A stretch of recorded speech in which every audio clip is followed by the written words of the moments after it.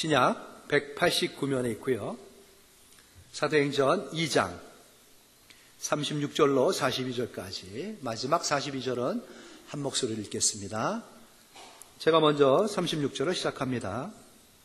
그런즉 이스라엘 온 집은 확실히 알지니 너희가 십자가에 못 박은 이 예수를 하나님이 주와 그리스도가 되게 하셨느니라 하니라.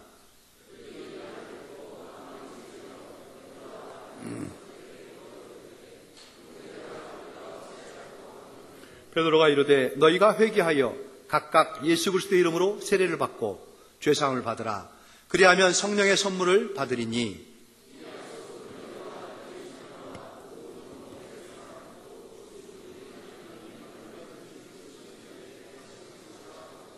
또 여러 말로 확증하며 권하여 이르되 너희가 이 패역한 세대에서 구원을 받으라 하니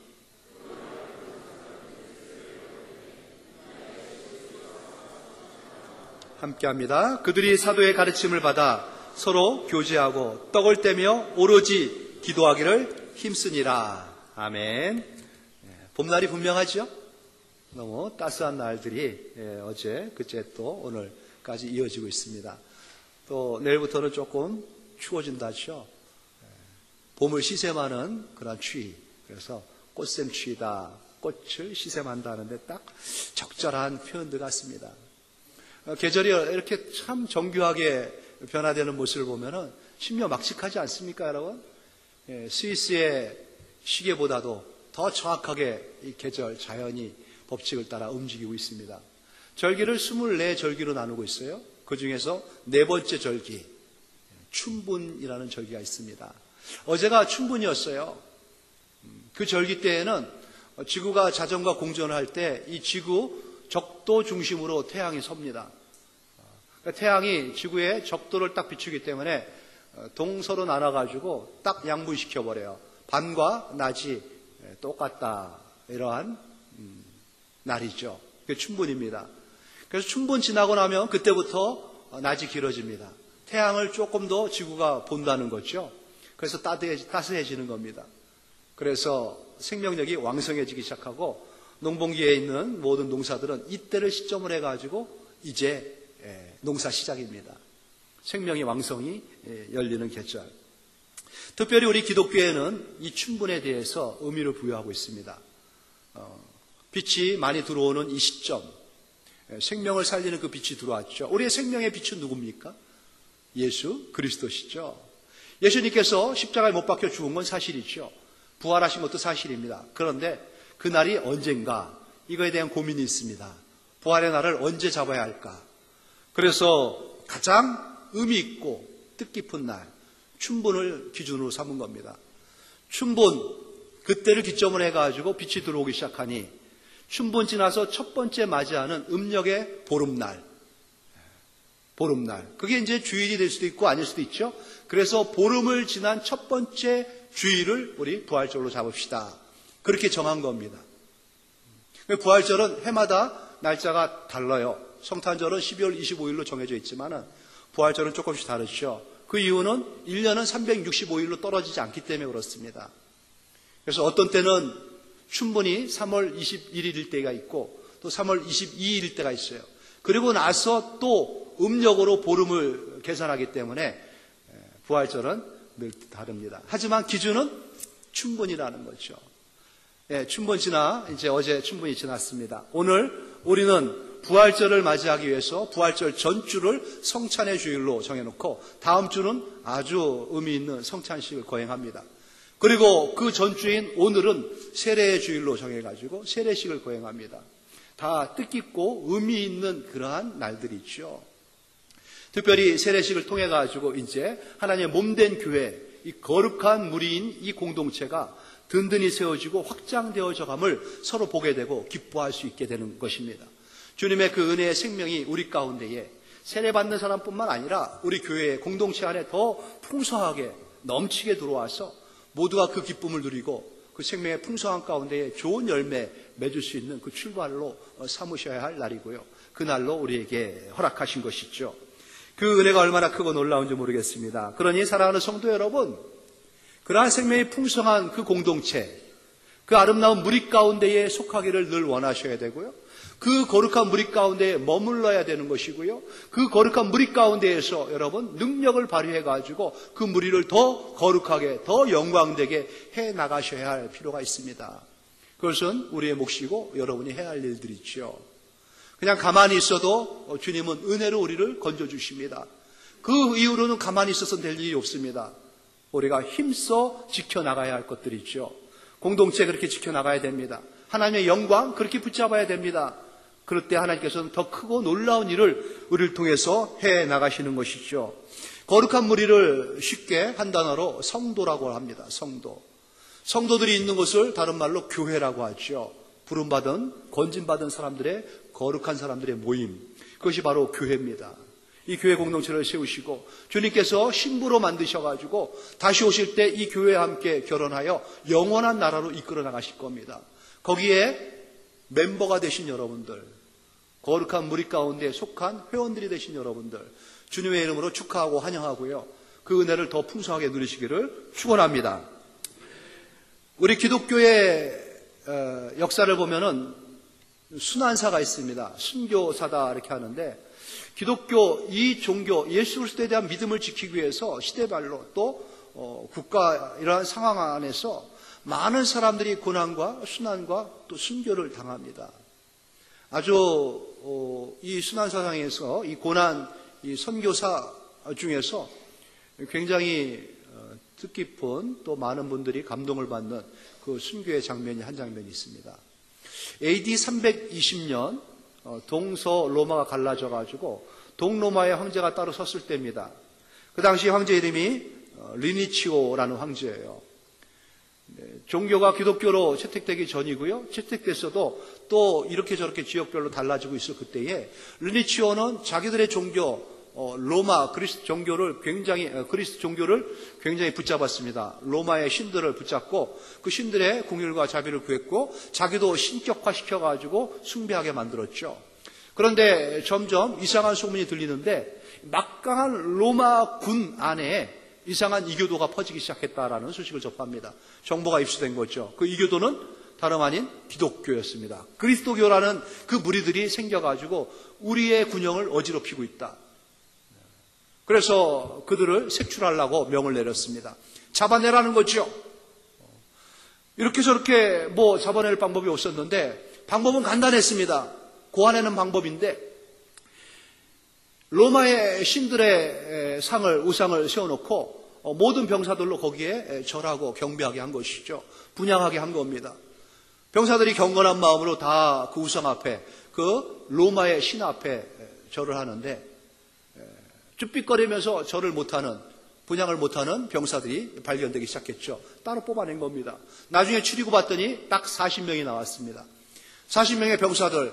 근데 그들의 면면을 살펴보니까 참 용감무쌍한 로마 군을 위해서 헌신과 충성을 다했던 그러한 용사 중에 용사들이었습니다.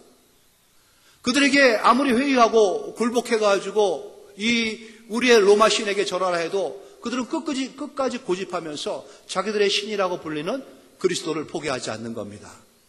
안타까운 일이죠. 총독이 그들을 회유하기 시작합니다. 어떻게든 간에 기독교를 포기하고 자기들의 신에 회유하기를 계속해서 그렇게 그들을 회유하지만은 굴복하지 않는 겁니다. 마침내 그 총독이었던 그들은 그들을 배교시키기 위해서 가장 혹독한 방법을 고안해냈습니다. 그 당시에는 아주 추운 겨울이었고요. 모진 바람이 불고 있을 때에 그 지역에 있는 호수, 꽁꽁 얼었던 그 호수로 그들을 몰고 간 것이죠. 그리고 옷을 군복이고 뭐고 다 벗기고 그들을 호수 가운데로 몰아놨습니다. 얼음판 위에 그들을 세우는 것이에요. 그 추위와 그 얼음, 그 추운 곳에서 그들을 버티게 한 겁니다. 그리고 회유하는 사람, 기독교를 포기하는 사람은 맞이해 주겠다 하면서 그 호숫가 옆에 크게 장작불을 피워가지고 따스하게 비치게 만들었습니다. 그리고 또 천막을 쳐놓고 천막 안에 김이 모락모락 나는 욕조를 갖다 놓고 뜨거운 물을 그 안에 부게 한 것이죠. 너희들이 너희의 종교를 포기하고 돌아오면은 우리는 아무것도 묻지 아니하고 맞이해 주겠다. 그리고 이 따뜻한 목욕탕 안에 너희들을 또 이 맛있는 음식과 함께 맞이해 주겠다 하고 회유한 겁니다. 40명이 호수로 몰렸습니다. 그들이 추위 가운데 벌벌 떨면서 발을 동동거리면서 뛰기 시작하죠. 그런데 그들에게 들려온 소리가 뭐냐면은 찬양의 소리였습니다. 그들은 서로 한 덩어리가 돼가지고 주님을 찬양하는 겁니다. 이내 또 기도의 소리가 울려 퍼지기 시작합니다. 감독하는 그들을 감시하고 있는 로마 병사들, 그래 얼마나 버티나 보자. 얼마의 시간이 갔는지 모릅니다.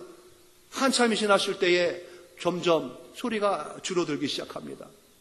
오들오들 떨면서 사색이 된 그들, 그 중에 한 사람이 무리를 뛰쳐나오면서 달려오기 시작합니다. 나는 이제 기독교를 포기합니다. 나는 예수를 안 믿겠습니다. 나를 살려주십시오. 그를 맞이하시오. 그리고 그 뜨거운 욕조로 안내해가지고 그에게 모욕을 시켜줍니다. 추운 몸을 뜨거운 물에 담그니 들어가자마자 그가 심장마비로 죽고 맙니다. 그 시신을 몰래 숨기고 감시하는 보초들이 다시 그 무리들을 바라보고 있을 때에 한 병사의 눈에 이상한 현상이 보이기 시작합니다. 하늘이 밝아지더니만은 하늘의 밝은 빛이 그들을 향해서 내려오는 겁니다. 자세히 살펴보니 천사들이 한 손에 전부 손에 면류관을 들고 하늘에서 내려오는 모습을 그 병사의 눈에 보이게 된 것이죠. 병사가 깜짝 놀라가지고 계속 뚫어지게 쳐다보는데 내려온 천사들이 그 면류관을 들고 그 40명의 병사의 머리 위에 하나씩 씌워주는 것입니다. 그런데 한 천사가 면류관을 들고 두리번거리더니 씌울 사람이 없으니까 망설이고 있다가 이제 하늘로 올라가려고 하는 것이죠. 병사가 그 모습을 보고 이것이 바로 진짜 살아있는 종교구나. 예수는 살아있는 분이구나. 이유가 있구나. 그러더니만 다급하게 달려나가기 시작합니다. 그리고 자기가 입고 있던 군복과 투구를 다 벗어버리고 달려갔죠. 나도 예수를 믿겠습니다. 나도 그 무리에 끼겠습니다. 그 면류관을 내게 주십시오. 하면서 그도 순교의 대열에 껴가지고 40명의 숫자를 채운 채 그들은 순교사에 기록된 인물들이 된 것입니다. 그 무리에 낀다는 거, 그 거룩한 무리 안에 포함된다는 거 쉬운 낭만은 아닙니다. 그냥 늘 기쁨만 넘치는 그런 자리는 아닙니다. 때로는 십자가를 통과해야 됩니다. 고난의 언덕을 올라가야 됩니다. 죽음을 불사해야 합니다. 그럼에도 불구하고 그 자리에 그 거룩한 무리에 속한다는 거 하나님께서 우리에게 주신 축복된 자리가 아닐 수 없는 것이죠. 십자가가 있어야지 또 면류관이 있는 것이죠. 죽음이 있어야지 부활이 있는 겁니다. 주님은 그 거룩한 무리에 우리가 속하게 하기 위해서 그 고난길을, 그 어려움의 길들을 이기라 말씀하시고 이겨내라고 우리에게 명하시면서 인도하고 계시는 것입니다. 오늘 우리가 본 이 본문은요, 같이 읽었던 이 본문은 그렇게 세워진 기독교의 첫 모습입니다. 어떻게 인류 가운데에 교회가 시작됐는지, 어떻게 이 기독교라는 예수를 믿는 무리들이 모이기 시작했는지 그 모습을 소개하고 있습니다. 우리가 잘 알고 있는 12사도와 예수님의 부활과 승천을 목격했던 120명의 그러한 성도들, 그러한 무리들, 그들은 예수님의 부활을 받고 예수님의 승천을 목격했지만 여전히 무력했습니다.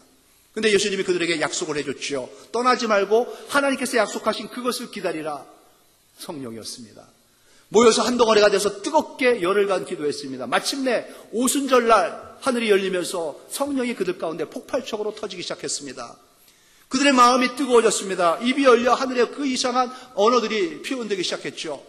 절기에 따라서 세계 각처에서 예루살렘에 모였던 사람들이 그들의 그 기도 소리를, 그들의 외치는 소리를 듣기 시작합니다. 한 명, 두 명, 수백 명, 수천 명이 그들 가운데 모여서 그들의 모습을 바라보기 시작했습니다. 그들 가운데에 그들의 대표와 같았던 한 사람, 베드로 사도가 자리에서 일어납니다. 그리고 설립 예배의 첫 설교와 같은 설교를 시작하는 것이죠. 감동적인 인류 가운데의 교회의 첫 설교가 베드로의 입을 통해서 울려 퍼집니다. 그게 우리 읽었던 사도행전의 3장의 내용들입니다. 2장의 내용들입니다. 그 설교의 결론이 뭡니까? 핵심이 뭡니까? 다시 한번 보겠습니다. 우리가 읽었던 본문 시작하는 36절 말씀이 바로 그 결론 핵심적인 말씀입니다. 같이 읽어볼까요? 시작. 그런즉 이스라엘 온 집은 확실히 알지니 너희가 십자가에 못 박은 이 예수를 하나님이 주와 그리스도가 되게 하셨느니라. 이렇게 결론을 맺습니다. 너희들은 분명히 알아라. 지금까지 쭉 설교를 했습니다. 예수님에 대한 말씀이죠. 구약적 배경을 가지고, 그리고 나서 그들에게 결론적으로 그들에게 맺는 핵심의 말씀입니다. 분명히 알아야 될 것 두 가지를 알라고 그들에게 명합니다. 첫 번째 알아야 될 것은 뭐냐? 너희가 십자가에 못 박은 예수. 예수는 로마 병사가 못 박은 게 아닙니다. 본디오 빌라도만 책임져야 할 문제가 아닙니다. 그들을 팔아넘겼던 대제사장들과 사두개인들과 바리새인들, 종교 지도자들, 그들만의 흉악한 관계는 아니었습니다. 너희들이 알아야 된다는 겁니다. 세계 각처에서 모여가지고 거룩하게 하나님 앞에 제사 드리겠다고 예루살렘에 모인 그들을 향해서 손가락을 피면서 지적하듯이 얘기하는 겁니다. 분명히 알아라. 너희가 못 박은 예수다. 그거를 깨달아야 됩니다. 두 번째 알아야 될 게 뭡니까? 그렇게 너희가 못 박아 죽였지만은 하나님은 그를 살리셨다는 것이죠. 하나님이 살리셔가지고 살려낸 그를 하나님께서는 주와 그리스도가 되게 하셨다는 것을 분명히 알라는 겁니다. 주를 찾아 헤맬 것도 없습니다. 그리스도를 찾아 헤맬 거 없습니다. 더 그리스도를 기다릴 이유도 없습니다. 그분이 바로 주와 그리스도가 되신 겁니다. 만왕의 왕이 되신 것이고요. 황제 중에 황제가 되신 겁니다. 그분이 그리스도요. 메시아입니다. 구세주가 된 겁니다. 예수가 말했죠. 하나님께서 그를 살리셔서 주와 그리스도가 되게 하셨다는 것. 이 두 가지 사실을 분명히 알라고 그들에게 선포하고 있는 것입니다. 그 말씀을, 그 메시지를 들었던 그들, 참으로 그들의 그 120명의 모임 모습이 얼마나 멋져 보였는지, 경건해 보이고 거룩해 보였는지 모릅니다. 베드로 사도의 그 찌르는 듯한 말씀이 그들의 패분을, 그들의 양심을 찌르기 시작합니다.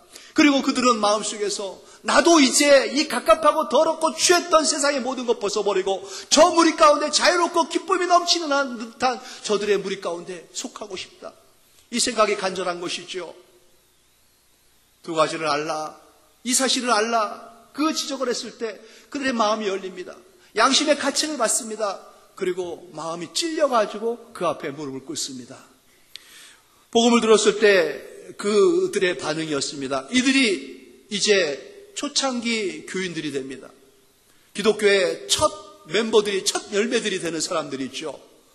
어떻게 그 멤버십, 그 거룩한 무리에 들어왔는지 말씀을 들었습니다. 37절 말씀 보세요. 그들이 이 말을 듣고 마음에 찔린 겁니다. 말씀을 들어야 됩니다. 말씀이 살리는 능력이 있습니다. 말씀의 씨앗이 그 심령에 떨어졌더니 그 말씀이 그들의 마음을 움직인 겁니다. 마음이 막 찌르기 시작한 것이죠. 말씀에 대한 반응, 이렇게 보여야 되는 겁니다. 말씀을 듣고 마음이 찔립니다. 찔리면서 또 끝나서는 안 되죠. 어떻게 해야 됩니까? 이들처럼 말씀 앞에, 하나님의 그 감동 앞에 무릎을 꿇고 이제 가슴을 쳐야 됩니다. 어떻게 해야 합니까? 어떻게 하면 좋습니까? 내가 이렇게 죄인인데, 내가 예수를 찔른 그 장본인인데, 그럼에도 불구하고 하나님은 살려주셔가지고 주와 그리스도가 되게 했는데 저는 이제 어떻게 해야 됩니까? 발을 동동 굴리면서 하나님 앞에 안절부절 못하고 안타까운 가슴으로 가슴을 치면서 눈물을 흘리면서 하나님 앞에 나가야 되는 겁니다. 말씀이 떨어져도, 말씀 앞에 무반응인 사람들, 말씀이 떨어져가지고 양심을 찌르는데도 더 완악해져가지고 이를 갈고 있는 사람들, 그 무리에는 끼지 말아야 되는 것이죠. 살펴보십시오. 이제 사도행전의 그 뜨거웠던 열기 가운데에 스데반 집사가 섭니다. 스데반 집사가 설교를 할 때에 많은 사람들의 마음이 감동을 받습니다. 그런데 스데반 집사가 그렇게 설교를 끝냈을 때에 마지막 모습이죠. 7장 54절에 보면은 그 말씀을 들은 사람들의 반응이 나옵니다. 사도행전 7장 54절 제가 읽어보겠습니다. 그들이 이 말을 듣고 마음에 찔려, 그들도 스데반의 설교를 듣습니다. 그리고 듣고 마음이 찔립니다. 근데 그 다음의 반응이 뭔지 압니까? 그를 향하여 이를 갈거늘, 설교를 한 설교자 스데반을 향해서 그 설교를 듣고 마음이 찔렸는데 이를 가는 겁니다. 눈을 부라리면서 죽여버리고 싶다, 살인을 느끼면서 결국 돌을 집어가지고 스데반을 쳐 죽입니다. 두 반응이 나오는 거예요. 똑같은 말씀을 듣고도 소는 새벽 이슬을 먹고 우유를 내고요, 뱀은 새벽 이슬을 먹고 독을 냅니다. 어떻게 반응을 보여야 됩니까? 초대교회에 그 거룩한 무리에 들어왔던 이들과 같은 모습, 말씀을 듣고 양심이 찔려가지고 그러면 이제 내가 어찌할까 하면서 가슴을 치는 이들의 모습이 하나님의 거룩한 멤버, 그 교회의 교인이 되는 것이죠. 이들 어찌할 바를 모르고 발을 동동 구리고 있는 이들에게 베드로 성령 충만한 그는 그들에게 분명한 어조로 길을 가르쳐주고 있습니다. 그들에게 사도는 거룩에 속하는 정확한 길을 제시해주고 있죠. 그 인문이 뭡니까? 베드로가 이르되 38절 말씀입니다. 너희가 회개하여, 회개를 촉구하는 겁니다. 이게 시작입니다. 주님 나라에, 하나님 나라의 멤버로서 들어가기 위해서도 그렇고요, 그 은혜 안에서 온전해지기 위해서도 그렇고요, 그 은혜의 풍성함을 받기 위해서도 회개가 시작입니다. 회개가 출발입니다. 회개하지 아니하고는 하나님의 은혜가 들어올 수 없습니다. 그 은혜에 낄 수가 없습니다. 우리는 두고 봐도, 우리 장로님 기도했듯이 두고 봐도 죄인입니다. 죄인이 할 수 있는 건 죄밖에 없습니다. 그러기에 우리는 때마다 일마다 하나님께 은혜를 구하기 위해서 회개로 나가야 됩니다. 씻음이 필요한 것이지요. 회개를 촉구합니다. 하늘나라의 문은 회개로 시작해서 회개로 끝납니다. 회개로 열리는 것이죠. 그렇다면은 거룩을 방해하는 요소는 뭡니까? 하나님의 은혜를 바로받고 있는 그 방해꾼은 뭐고, 그것을 가로막는 장애는 뭡니까? 분명히 죄입니다. 내 안에 쌓여있는 죄, 쾌쾌 묵은 죄, 또 겹겹이 쌓여있는 그 죄, 은밀한 죄, 또 드러내놓고 공개적으로 저지르는 죄, 입의 죄, 귀의 죄, 눈의 죄, 우리 생각의 죄, 마음의 죄, 헤아릴 수 없는 산같이 쌓여있는 그 죄, 그 죄가 하나님 앞에 먼저 깨끗이 씻김 받아야 되는 것이죠. 정리가 되어야 하는 것입니다. 오늘 이 자리에 모여있는 우리도 분명히 알아야 됩니다. 누가 예수를 십자가에 못 박았는지 말이죠. 누가 그를 십자가의 골고다에 올려보내가지고 그 십자가에서 처절하게 죽음을 맛보게 했는지 분명히 알고 가셔야 됩니다. 위선과 거짓으로 충만했던 유대인들, 그들의 그 간악함이, 그들의 그 교활함이 예수를 십자가에 못 박았습니다. 또 잔인함과 무력함을 앞세웠던 로마 군인들, 가차없이 재치를 가하면서 가시관을 씌우고 십자가에 달아 못을 쳐 죽였지 않습니까? 확인하려고 창까지 찔렀습니다. 그들의 죄 크죠. 하지만 그들만의 죄인가요? 그들만의 잘못인가요? 불일 듯 일어나는 내 안에 들끓고 있는 이 시기와 질투, 끝없는 미움과 쉬지 않는 정죄와 비난, 비판하는 내 입술의 이 연약함, 밀려오는 욕심과 꿈틀대는 이 음란한 마음, 교묘히 계산된 거짓과 가장하면서 떨고 있는 이 위선적인 모습, 다 어떻게 할 것입니까?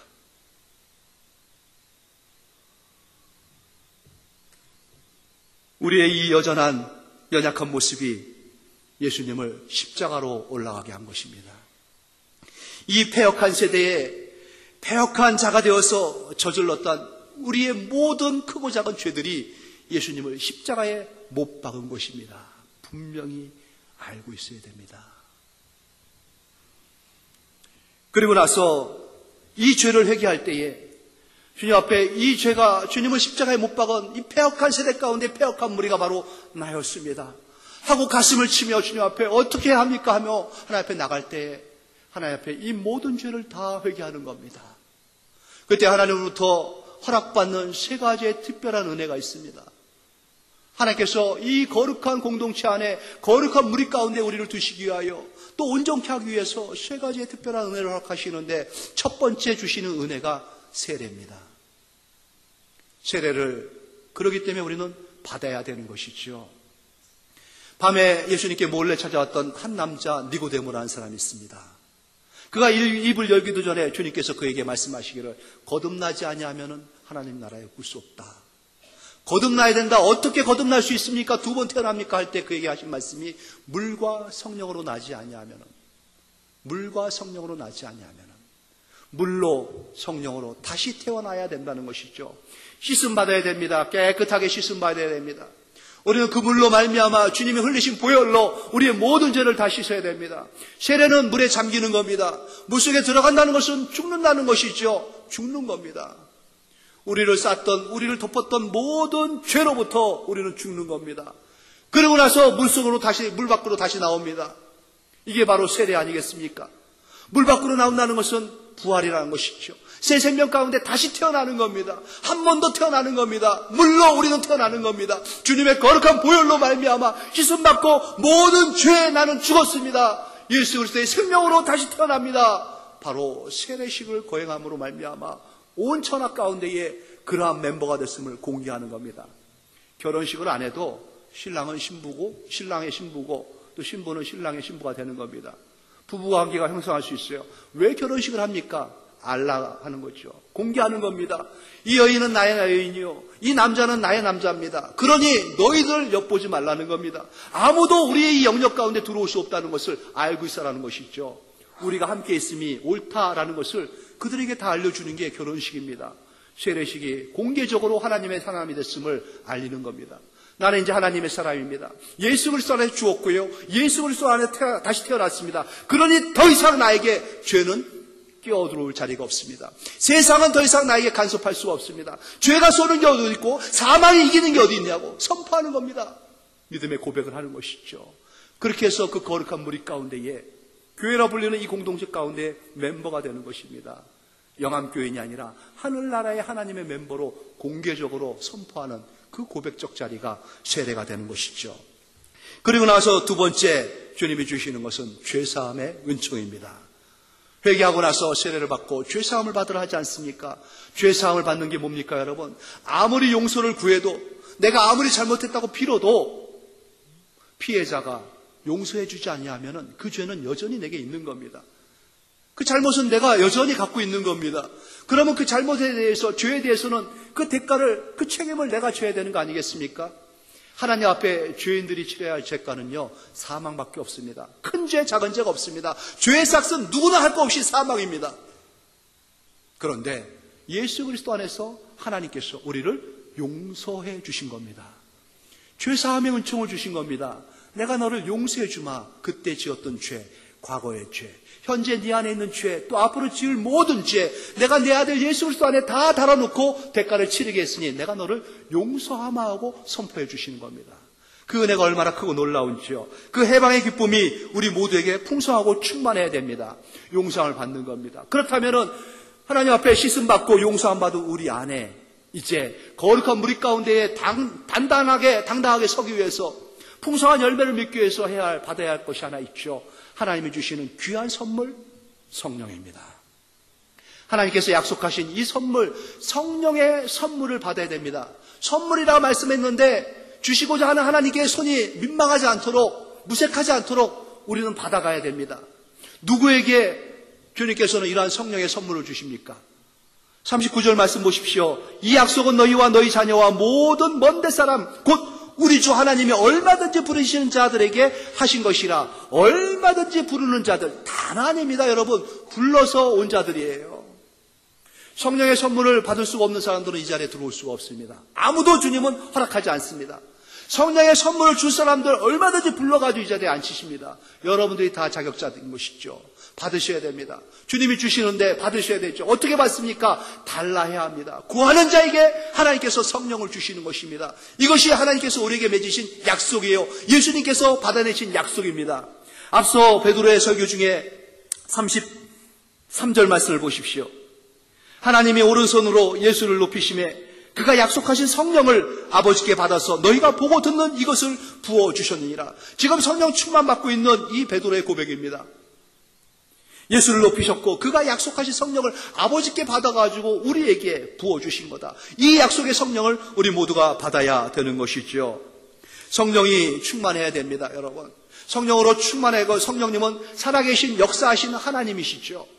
그 하나님으로 충만되어져야 됩니다. 그 하나님으로 충만할 때 성령은 우리를 가르쳐 주십니다. 진리 가운데로 인도하시고요, 진리 가운데 거하게 하십니다. 하늘의 권능, 하늘의 능력을 우리 가운데 충만하도록 발휘시켜 주십니다. 성령 충만하지 아니하면은 하나님의 사람으로 살 힘이 없습니다. 능력이 없습니다. 그 길도 알지 못하는 것이죠.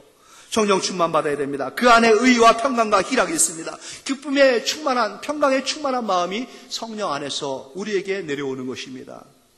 한마디로 우리와 함께 하시는 살아계신 하나님, 성령 하나님, 그 하나님은 구함으로 성부 하나님이, 성자 하나님이 우리에게 계속 불일 듯이, 물 붓듯이 쏟아 부어 주십니다. 약속하신 성령이기 때문에 그렇죠.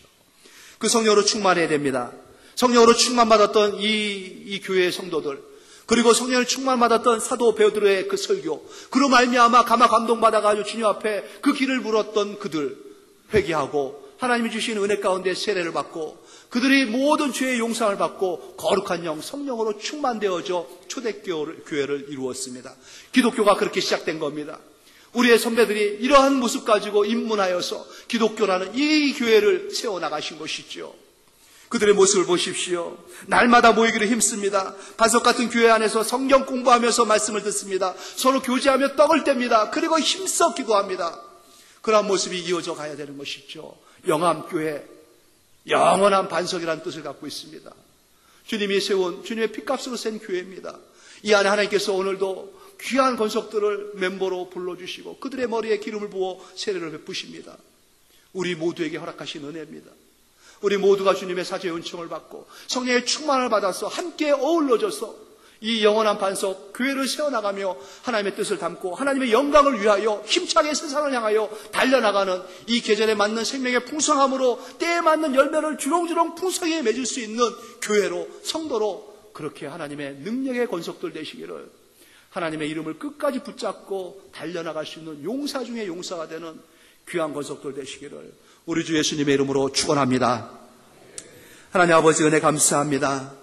귀하고 복된 은혜의 날, 하나님 우리에게 이 은혜의 날을 보게 해주시니 감사하고 이 은혜 안에 모인 무리들, 이 거룩한 무리 성도라 이름하는 교회 안에 우리를 주시니 진실로 감사합니다. 이제 하나님의 사람 됐사오니 하나님의 사람다운 모습으로 살겠습니다 하오니 하나님의 영, 거룩한 영을 우리 심령에게 부어주시고 특별히 오늘 세례자 4명에게 부어주심에 불일 듯 부어주시고 물일 듯 부어주시고 기름 부음 가운데 충만케 하셔서 이후의 삶이 주께 드려진 삶, 하나님의 영광을 위한 거룩한 걸음의 삶, 그 풍성한 열매를 맺는 삶으로 주장하시고 인도하여 주시옵소서. 감사하며 예수님의 이름으로 기도드립니다. 아멘.